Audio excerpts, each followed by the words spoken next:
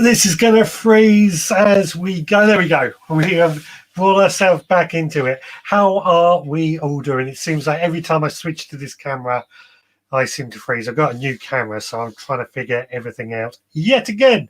How are we all doing? It's Sunday night, and we're back in the podding shed, and we're going to have a bit of a chat like we always do. I can see there's a lot of conversation going on in the chat already. Let's have a quick look at and see who is here. So first of all, we've got Oracle. Hello to you.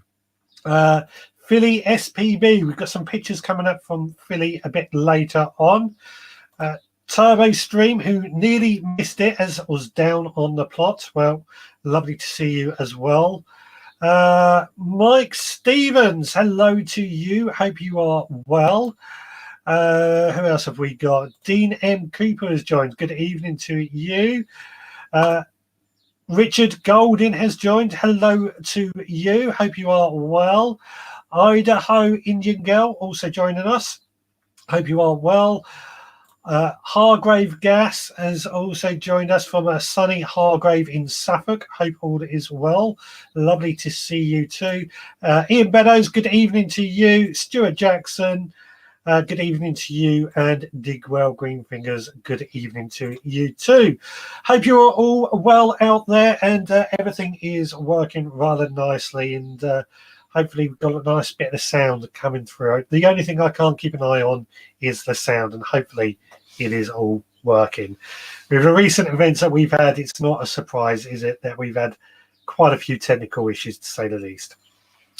Anyway, phone lines are now open if you want to call in. Let me just pop the ticker up.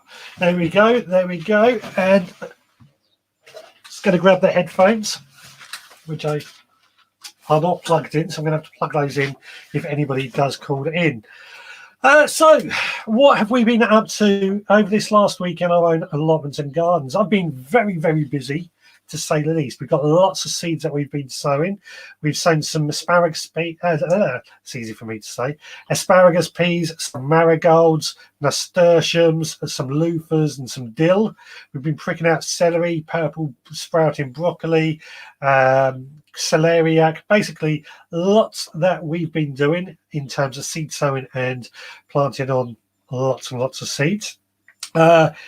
Whereas here, I've spent the last couple of days at home, had a really good sort out, cleared out the last of my beetroot from the bed, been growing over the winter. I don't know if anybody else has found this. Growing beetroot over winter seems to work as long as you get a good strong beetroot growing before we go into the winter. Certainly has worked for me as well. Well, certainly worked this year, so something I will certainly be doing in the future. Today, I've had a friend come round who unfortunately isn't here on the show. I'd mentioned to somebody, or some of you out there might be a surprise guest. Unfortunately, that hasn't happened due to timing issues. So never mind. We'll plod on and make the most of it regardless here today. What have I been up to? Oh, yes, today my friend came round and helped me, and we have been constructing my wildlife area. So I've been on about this for quite a while. As the sound, I've frozen, so is the sound still working? Oh, come on. Hold on. Let's just see if we can boot this in. I'll keep telling you what I've been up to while I try and fix this. Yeah, I've been on about this little area for a while, and it's an area at the bottom of my garden where I used to have a couple of what's happening here? There. Hopefully this is going to work now. Area at the bottom of my garden where I've had some what am I going to call them? There were mock orange trees which I removed last year. Still stuck. I've removed those last year, and I'm converting it into a wildlife area where I'm going to be growing a lot of wild flowers. Oh, come on. That's the plan anyway. We've started constructing it a bit further on today. So here we go. Hopefully No, it's frozen again. Let me try something else. Right. Please don't tell me this. Oh, I know why. I know why. I know exactly why now. I'm clicking the wrong button. Oh, okay. It's frozen now. Hold on. Bear with. Can you still hear me? Let me know out there if you can still hear me. Otherwise, we've got issues. Here we go. Here we go. It's kicked in.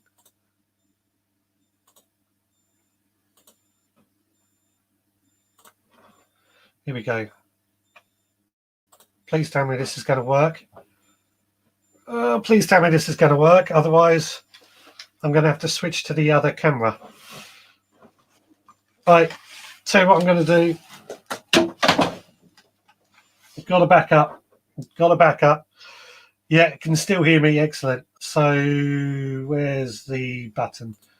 I've got this camera here as well as a little backup, going for a multi-camera system, which looks like that's sort of a bit jittery anyway. Never mind. We'll plod on and see what we can do regardless. Let's see if that's sorted. No, it hasn't sorted itself out now. Let's have a quick look at the comments and see what everyone else has been up to. So Steve has been planting lots of potatoes this morning. Really nice on the plot early first thing. Yeah, it's been a lovely weekend for lots of good weather. Amanda Kirkland has joined. Hello to you. Hope you are well. You look like you've been in the sun. Remember your sun cream. Yeah, I'm useless at remembering sun cream, but I've certainly been in the sun quite a bit. Yeah. So then everyone else is telling me, oh, I saw, what else? I saw lots of comments come through. So Turbo Stream has also been planting Brussels sprouts and kaleets. My dad is wishing for rain to fill up the water butts. It's so dry. My soil is just like concrete. I've said this last week. It's just so dry and cracking. It's horrible. Mike Stevens, I've planted a few vegetables, but still waiting for the seeds from the seed swap show. Oh, I thought you and Turbo Stream had been shared the email. What seeds are you waiting for, Mike? Let me know, because I sent a load out and I thought that was it. Let me know, please. I transplanted lettuce and bunching onions into the garden. That sounds nice and busy. Turbo Stream, I doubt we could overwinter beetroot in the Midlands, too cold.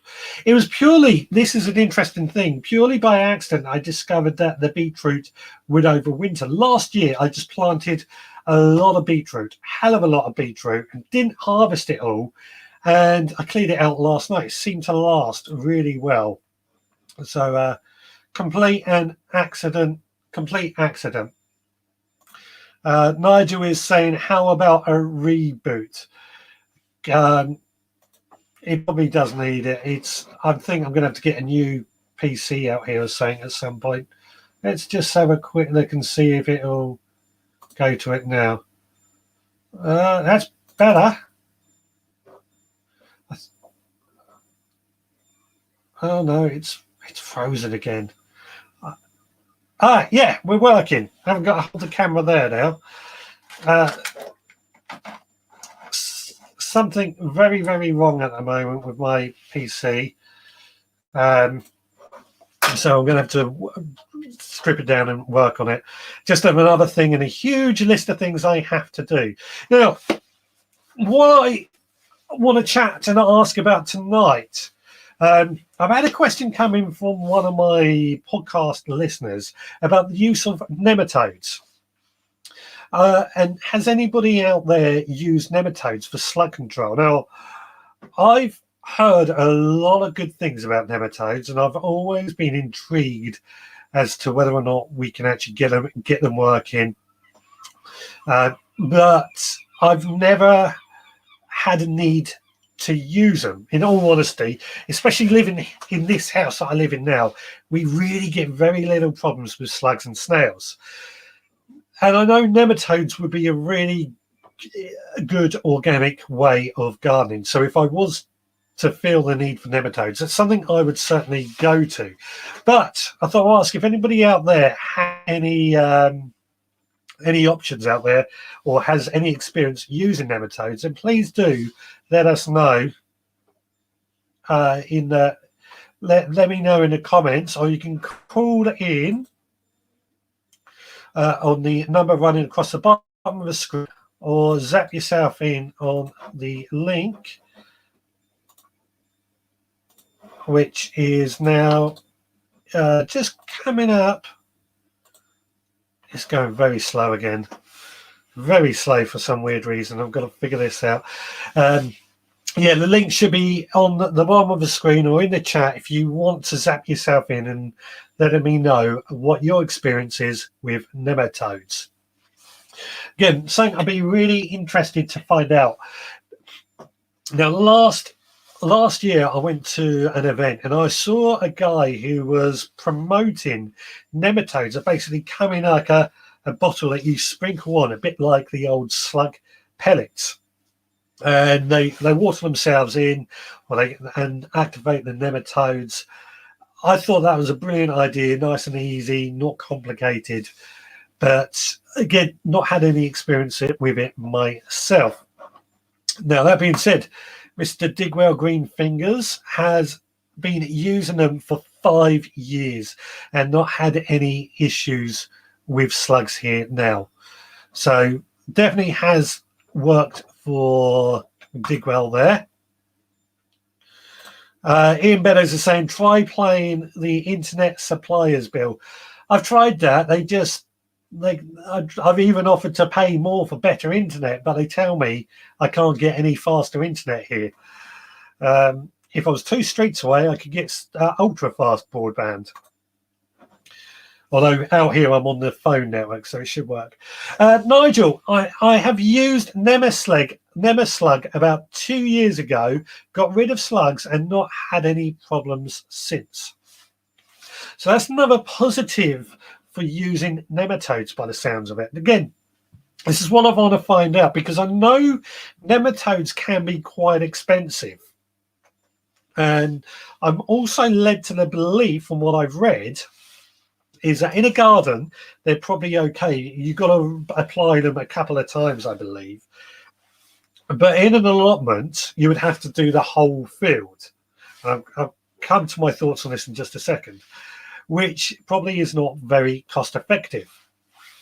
However, and this is something that I thought about rationally thinking about this. If I'm in a garden and I do the same, my garden's the same size as an allotment. So I would have thought for the nematodes to be really effective, we would have to do just every single house in the area as well. From what I understand, reading through these comments, the Digwell and Money Boots who have used them, that's not the case. So let me know if that's true. And we'll find out. So Nigel has just sort of said it was about £25 to treat 100 square meters. Now, I've got to say, £25 doesn't sound a lot of money in the grand scheme of things. I think that's quite a reasonable price. But I guess compared to slug pellets, which I don't use, the only thing that I've used, which I've only just started this week in the greenhouse, is the wool pellets, because they're organic. They don't really use they don't poison anything. I guess they just deter. So I was happy with the wool pellets. But I remember the old slug pellets.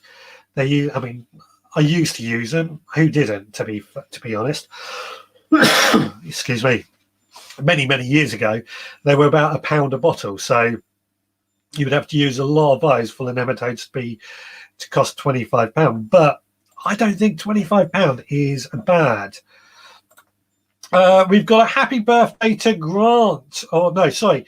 Hey, bro, could you wish my best buddy, Big Eric Sean, a happy birthday today? He's been down for a few days. Happy birthday, Big Eric Sean. Hope you feel better very, very soon.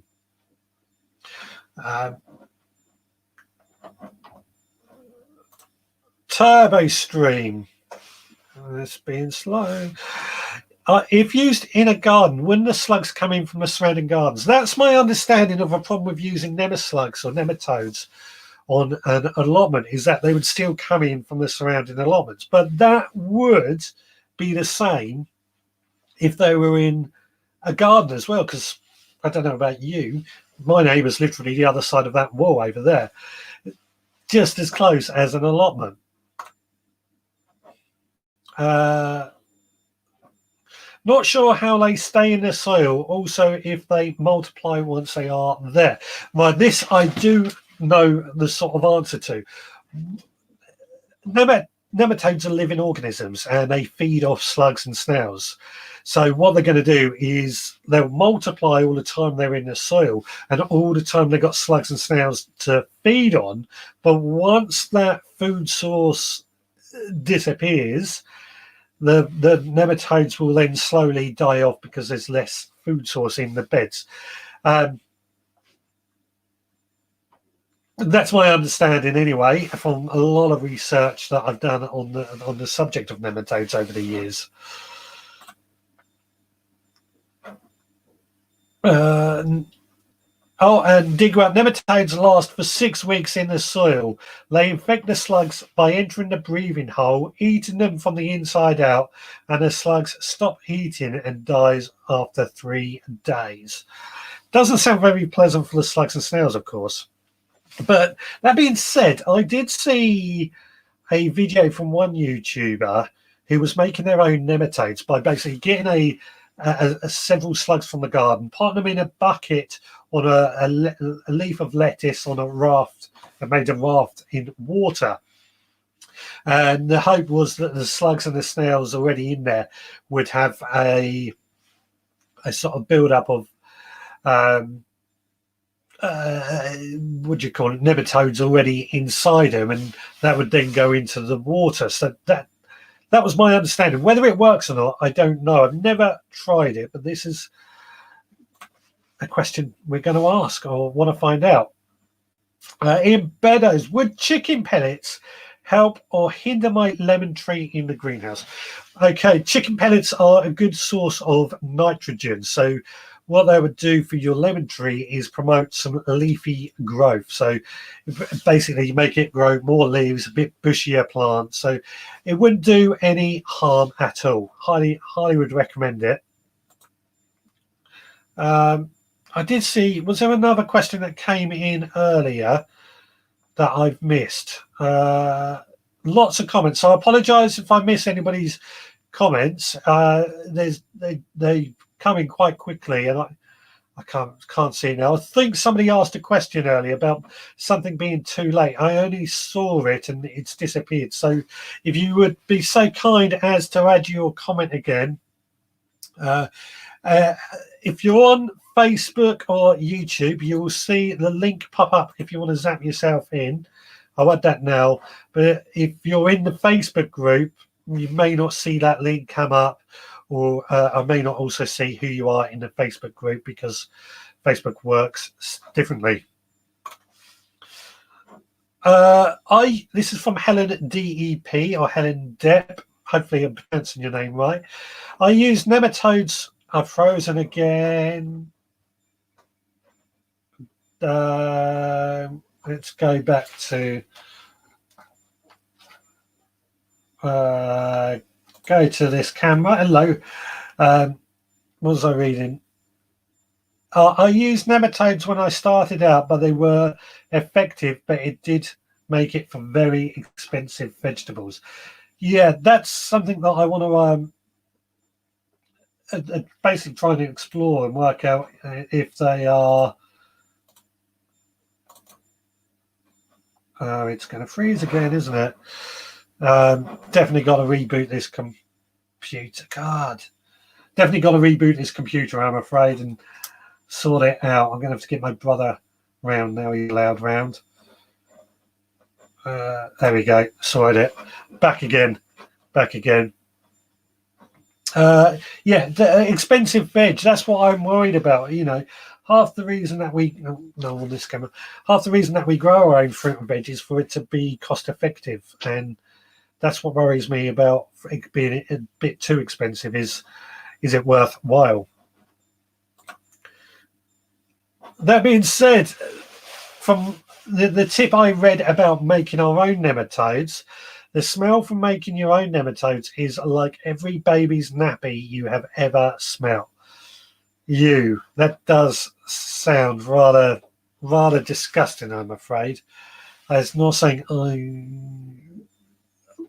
yeah. I was about to say I haven't had much experience, but then I've got a little brother and sister, so yeah, I do remember that, and yeah. When we saying I do, they say that with comfrey though as well, isn't it? You know, comfrey leaf tea, one of the best things that we can make in our garden for organic plant feed, but it stinks to high heaven.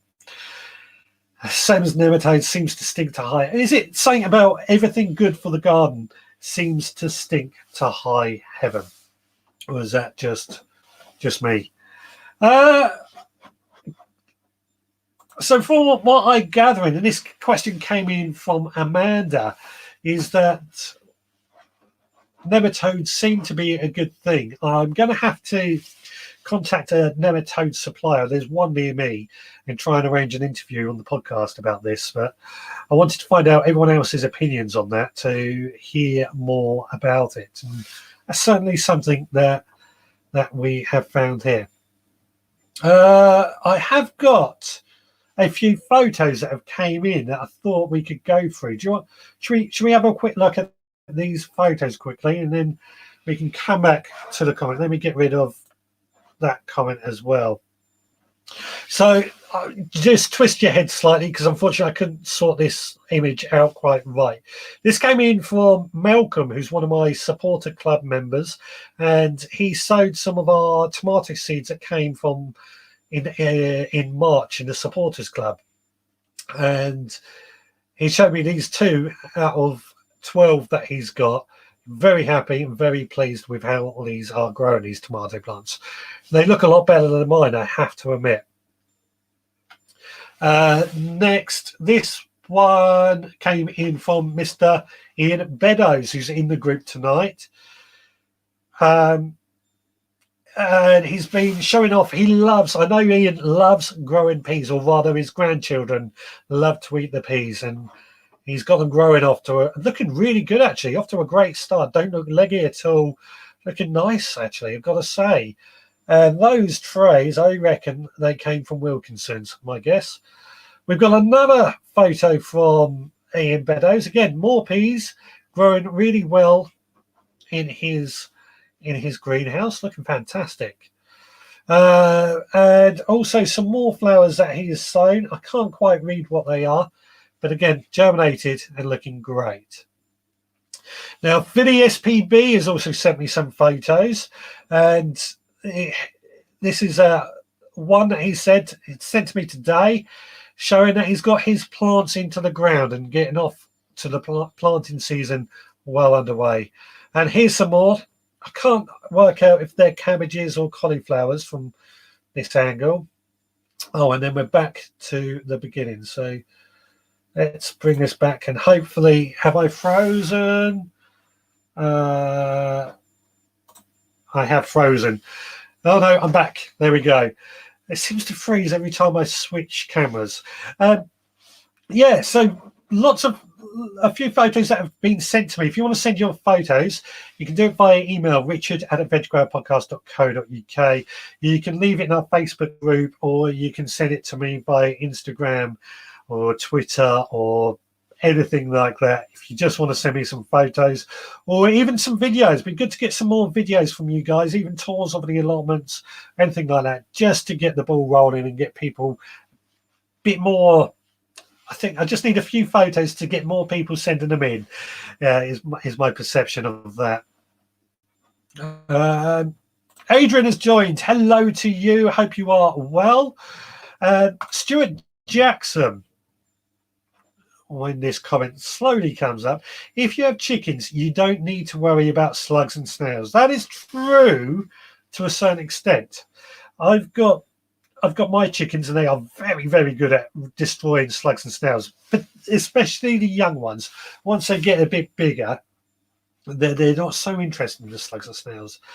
The trouble I have with the chickens, of course, is that they destroy every other plant in your garden. My chickens, I've had a pot of tulips. They're growing nicely. The bulbs are actually edible, believe it or not. That's why I grow them. But my chickens have got into that pot and dug them all out just as they were flowering. Really annoying.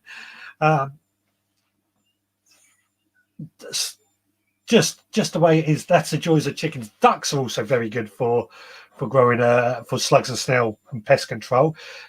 The only trouble with ducks is they will make any grass area or any garden a complete and utter quagmire. In fact, that has just been said by Digwell, also getting rid of slugs and snails, is ducks.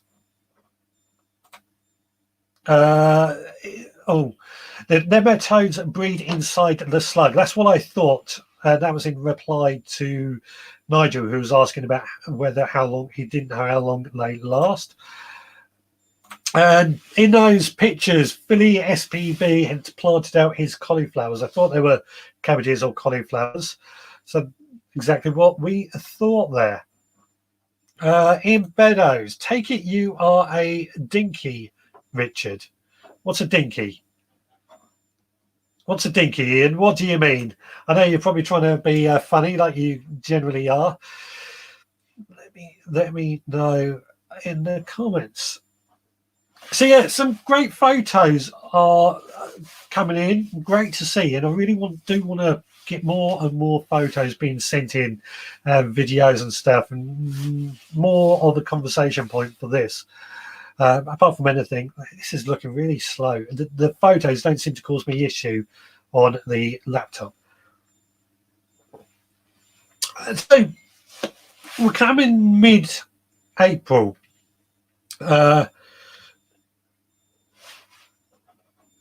Oh, right, dinky. Okay, dinky. That's an explanation. Double income, no kids yet is what dinky means. It's double income, no kids ever, or highly unlikely is the way I say it. I won't say any more than that because it's my wife as well involved in that, and that's not fair. Helen, I wouldn't let my crooks anywhere near my veg, but I do sow slugs to my ducks. Yeah, I mean, I do the same. I throw any slugs and snails towards my chickens at the best of times. I've got to say, there's nothing more satisfying, and I feel bad for saying this, so if there's any vegans out there, you probably want to cover your ears, but there's nothing more satisfying, I find, than when I hear a chicken go crunch on that snail shell. Just something really, really satisfying about that. I'm sure it's the same with ducks. Suddenly think I've always wanted to keep ducks as well as chickens. Just don't think my house is quite right for keeping ducks until, if I ever do get a bigger garden, bigger house where I can keep ducks, chickens, have a pond, that sort of thing.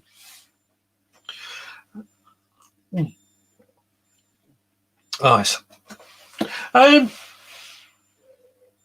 So about half hour to go, plenty to do. If you want to call in on 07307 135 174 or zap yourself in on the link going up in the comments. I'm just checking. Nobody has tried calling in.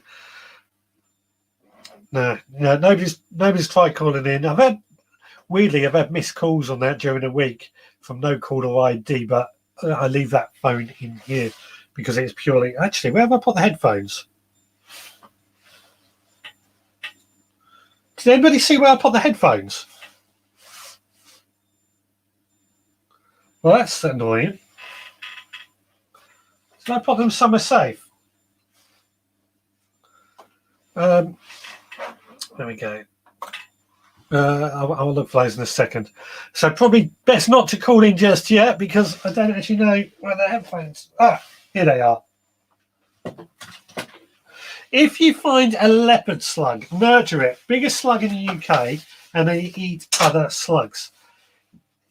Isn't a slightly weird conversation to talk about, but isn't Dartmouth home to the largest slug in the world, which reached something like 30 centimeters? I remember reading that somewhere. I mean, I remember in where was I? In Canada, we came across some really fluorescent green slugs, which were quite interesting as well.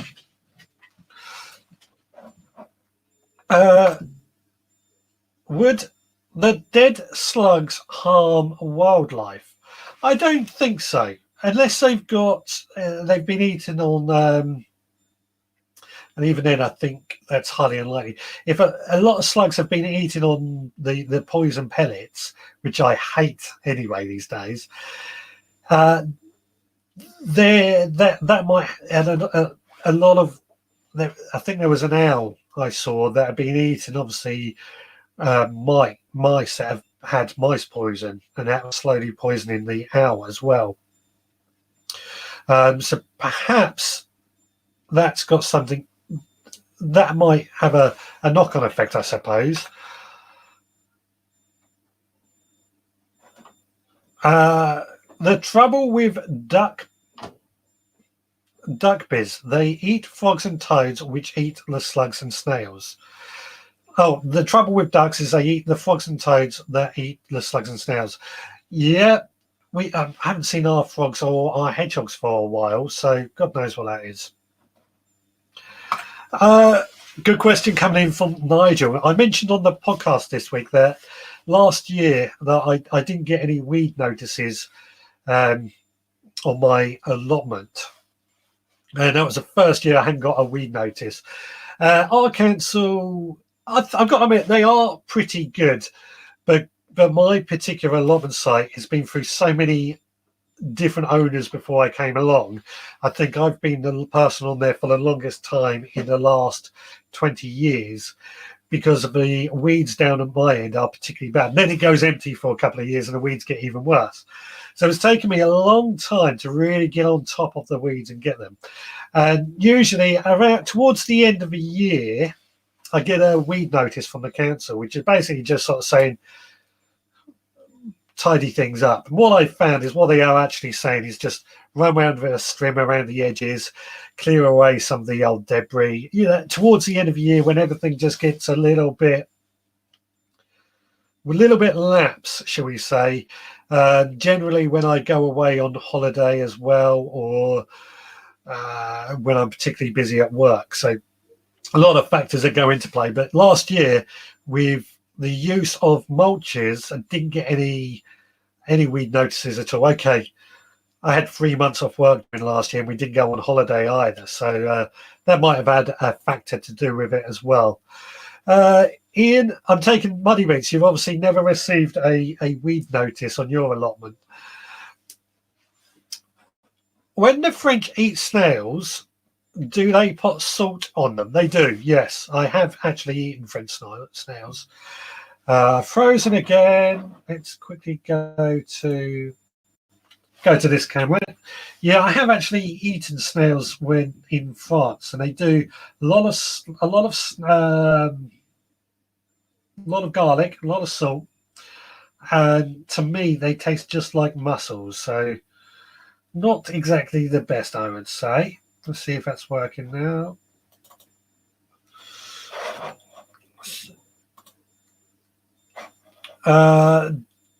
D. Craig, I'm taking that's Durka. Lovely to see you. 3 numbers on the fertilizer. Up, down, all around. First number for up growth, second down growth, and the third for all round growth is how I remember it. NPK, nitrogen, phosphorus, and potassium. Is it that way around or is it another way around? Oh, my computer's frozen again. Max, if you're watching, there we go, fixed it. Max, if you're watching, we're going to need you to come and service this. I give slugs to my chickens, exactly what I do.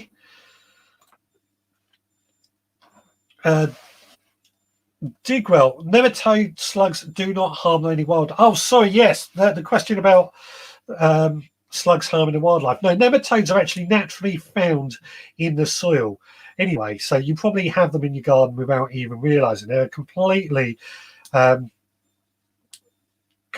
normal thing to find in the soil, which is why I think nematodes are so popular for organic gardening. What have we got here?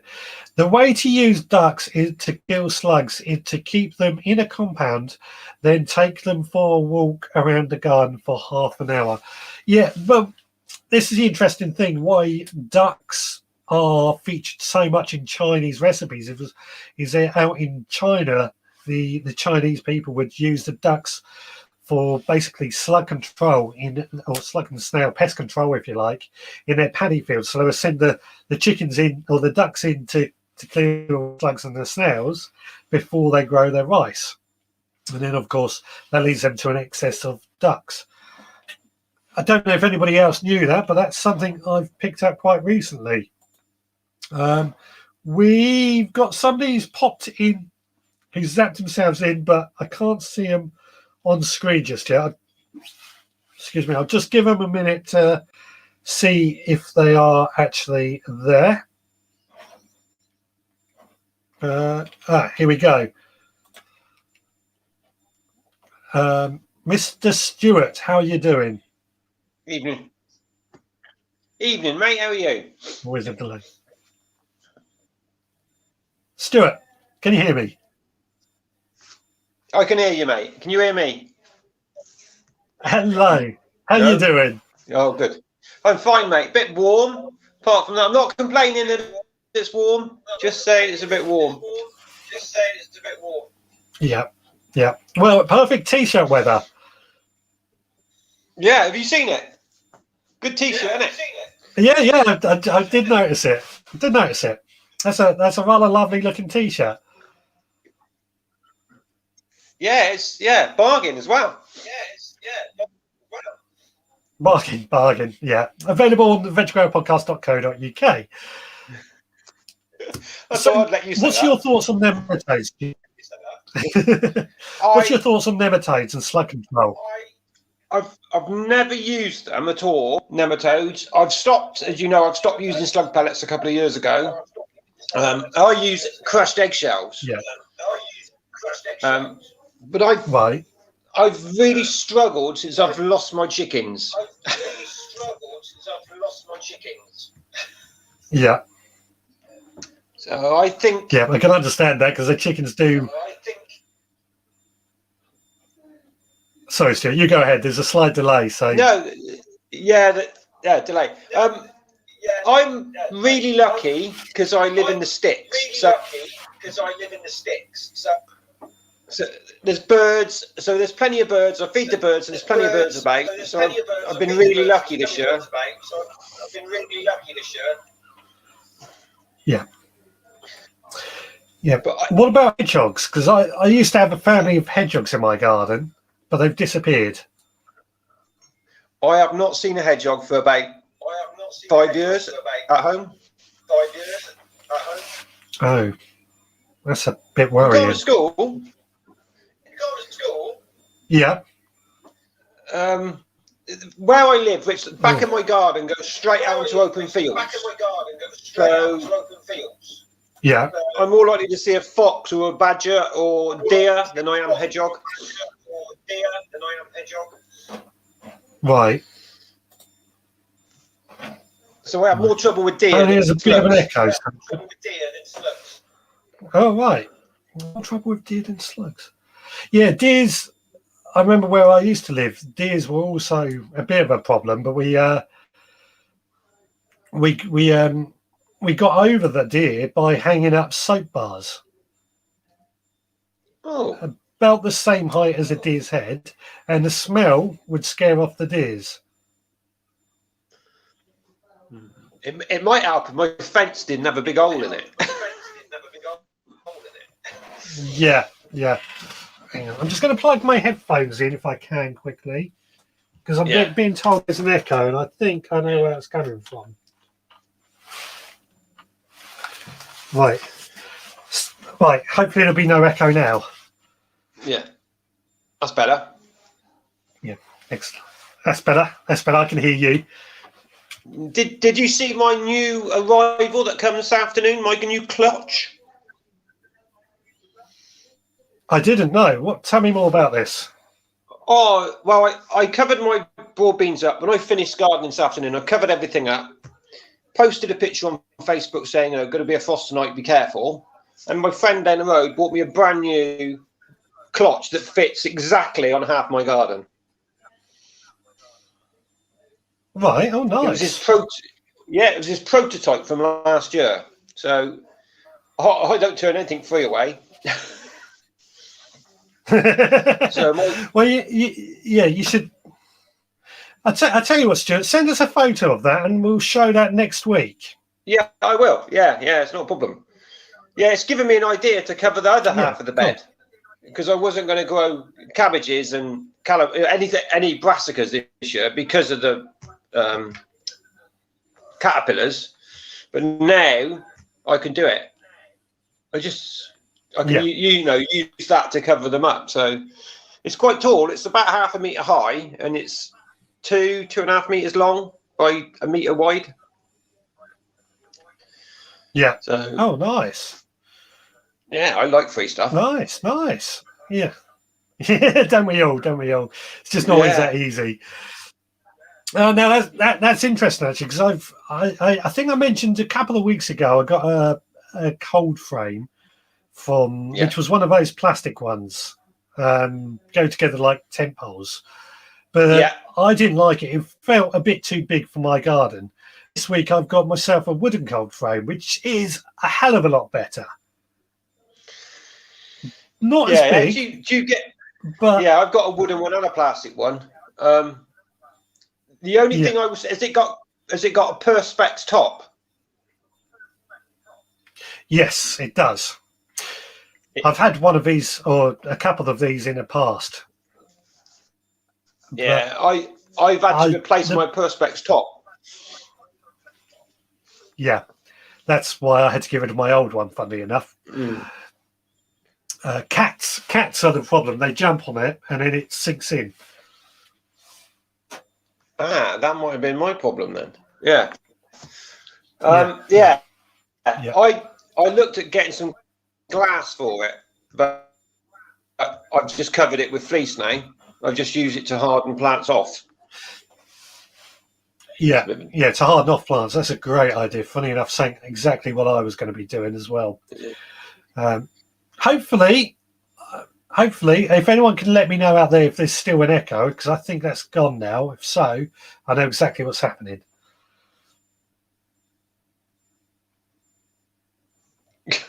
Right, let's get somebody else in this show rather than me every week. Yeah. Oh no, always happy to hear from you, Stuart. Yes. All right, mate. Take care. I'll see you soon. All right, mate. Cheers. Take care. Bye. That was Stuart Jackson, everybody. Cheers. Yeah, slight. Remember, there was a bit of an echo. Has it gone? There we go. Oh, talking of tulips, there they are. Sorry about the echo, everyone. I think I've changed microphone to a better, what I thought was going to be a better microphone. But I'm wondering if that's a bit more. It's a shotgun microphone. That being said, I'm probably going to get my condenser mics out here soon. Technical gabble babble. But yeah, I think that was picking it up. So Good question from Helen Depp. When is it a good time to plant out my mangetoire? Well, I'm actually going to be planted some pea seeds out earlier today, funny enough, outside. I don't know whereabouts you are, Helen, to answer that question, but I'm seeing pictures of people with their peas outside already. But I'd start hardening them off, certainly, and keep an eye.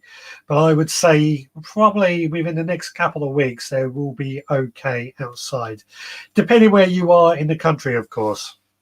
But yeah, peas are pretty hardy. I've actually quite often grow peas over winter outside, and they seem to shrug off the frost or most of the bad weather anyway, depending on the variety, of course. Okay, I don't know if you heard that. There's a seagull flying over and making one hell of a racket. I think I saw Julia had joined. Hello, Julia. Hope you are well. Oh, yeah, this has been so slow.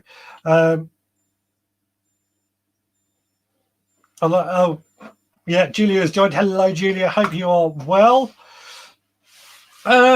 Right, I'm going to have a swig of coffee. We've got about 12 minutes to go. If anybody else has anything to add or wants to say some, to zap yourself in, I'm going to add the link in the comments right now. Or if you want to call in, I'll have to quickly swap the headphones around. 07307 135 174. Just going to have a swig of coffee just to wet my whistle. We had another barbecue this evening, actually, and something else I love doing in the garden. We got the barbecue. My friend came round who had me do a bit in the garden and a bit of therapy for him as well. But we got the barbecue going, a few bangers and sausages and burgers, absolutely delicious. Just used to love, or still do love barbecue. I just wish I could barbecue on the allotment like I used to. It's one of my biggest annoyances. Just seen in a comment, Adrian used to live near Billingshurst. I used to live in Pulborough, funny enough, somewhere I could actually say where people would know. Anyway, that's not a gardening issue, although it's where I started. I'm frozen again. Let's switch to this camera. I know what I'm going to do. I'm going to try and get that back working. No, that camera hasn't frozen. Durka, raccoons currently eating our chickens. Wish raccoons would stick to slugs. I remember when I was Durka's out in Canada, everybody. I remember when I was out in Canada, as we were leaving the ferry. If I just stand like this, as we were leaving the ferry, we saw a load of raccoons. They're weird animals, aren't they? I can see that how they can cause so much damage and why people complain about them so much. They're like little bears, the only way I can describe it. I've got some tiny tomatoes growing on the windowsill, almost ready to pot on, and I was thinking of putting some in a hanging basket. Will it work? Yeah, don't put them outside just yet, Ian, but yeah, they will go in a hanging basket quite happily. In fact, quite a few people will grow tomatoes in a hanging basket primarily because you're not likely to get blight. Last year I grew a few in a hanging basket. The biggest trouble I had with them in a hanging basket, of course, was that they did dry out quite quickly. So packing, hang on, I'm talking to the wrong camera, aren't I? Sorry. Packing, I'm going to try freeze again. Try and pack in lots and lots of perlite or gel crystals. That's wrong. I should be here. Gel crystals. Two cameras gets very confusing, and try and beat it that way.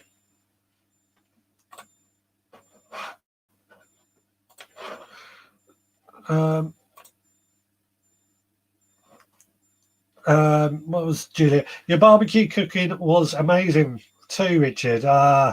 Yeah, I forgot. Julia and Richard actually came down to my allotment one evening. We did a Vogue show live from the allotment. That was a really good time. I was cooking on the barbecue. Richard and Julia were hosting, and yeah, we had a really good time doing that. I'm going to have one of the plans actually with this live show is actually to go down the allotment, and once I get this laptop working properly, and do more of that sort of thing. Although I'm not allowed to barbecue anymore.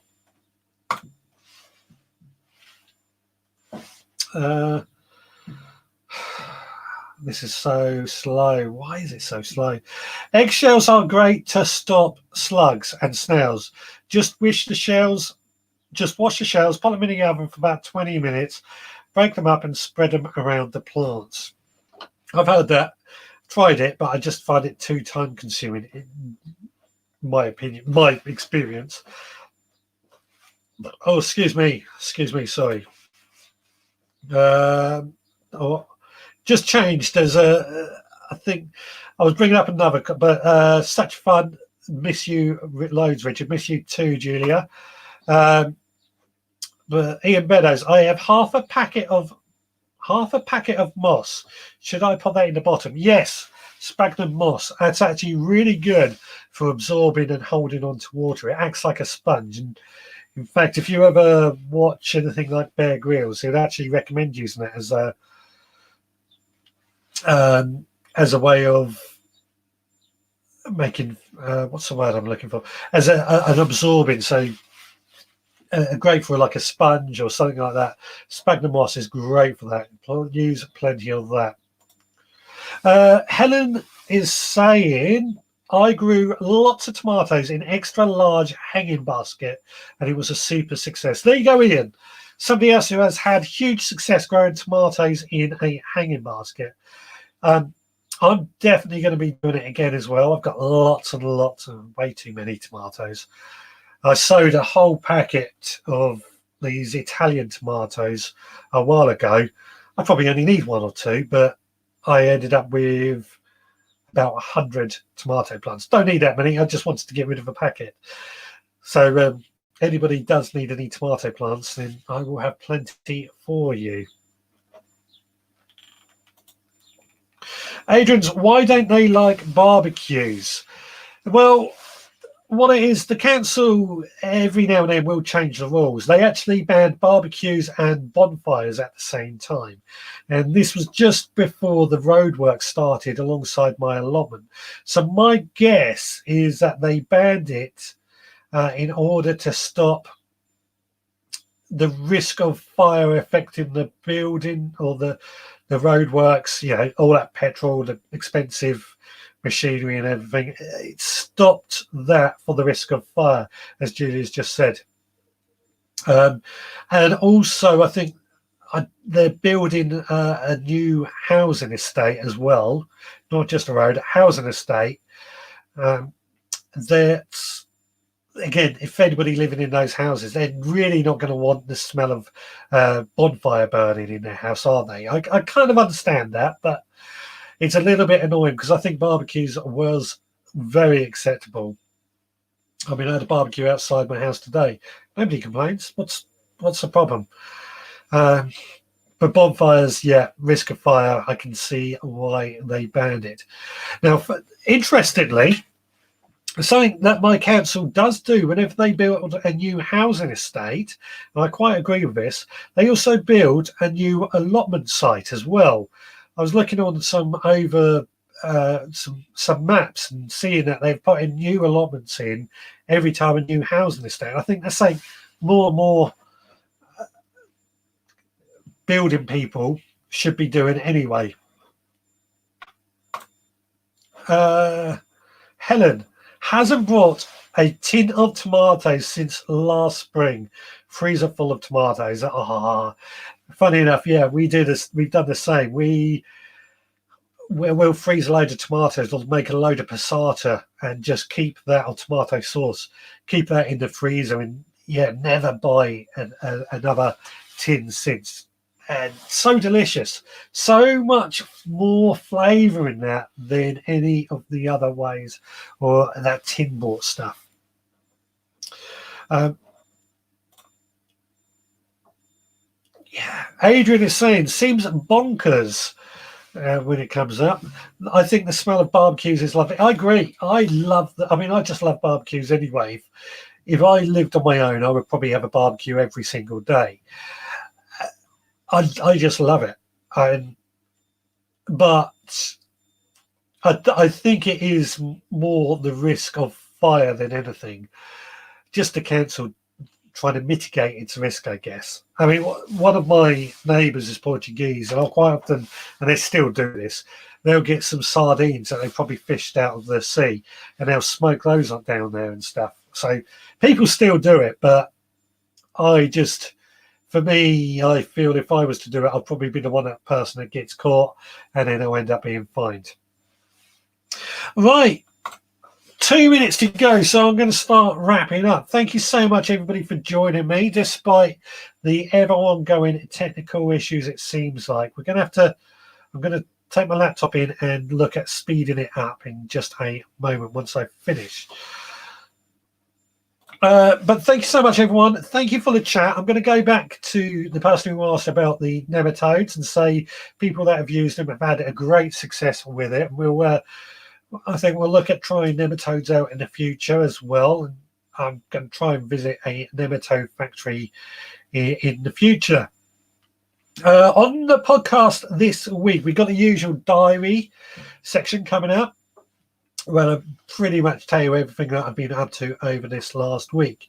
We've got a question coming about how to grow courgettes. Nice and easy, isn't it? And I'm going to be talking about the wildflower meadow area I'm building at home. So that's coming up on the podcast out on Monday night.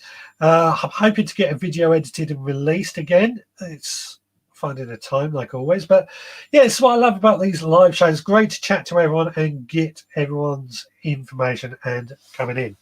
Thanks so much for joining me. Thank you so much to everyone else for chatting and sharing their experience. And we'll be back again next Sunday at 6 p.m. where we will do it all again. Now, hopefully this is going to work.